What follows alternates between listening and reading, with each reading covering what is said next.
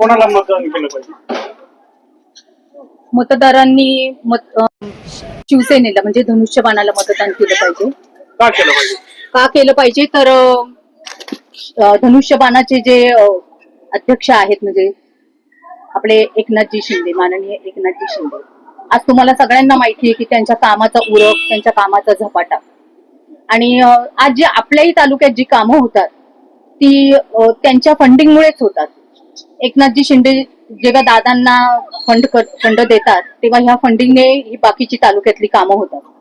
आणि आता जे दादांनी जे उमेदवार दिलेले आहेत त्याचा सुद्धा उद्दिष्ट एवढंच आहे की जिल्हा परिषद म्हणजे जवळजवळ आपण म्हणतो की ग्रामपंचायतीची कामं, तशी जिल्हा परिषदेची काही कामं असतात, तर त्यानुसार जिल्हा परिषद सुद्धा खूप म्हणजे महत्वाची अशी निवडणूक असते.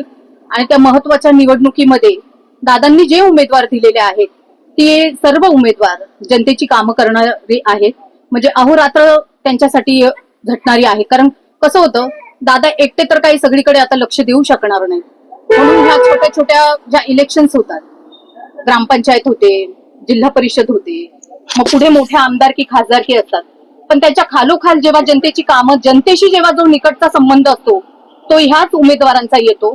त्याच्यामुळे मला खात्री आहे की हे आपलं धनुष्यबाण हे निवडून येईल आणि वरती कामाचा माणूस आहे आपले माननीय एकनाथजी शिंदे, जे सर्वत्र सगळ्यांना माहिती आहे की अख्ख्या महाराष्ट्रभर त्यांची चर्चा आहे त्यांच्या कामाची.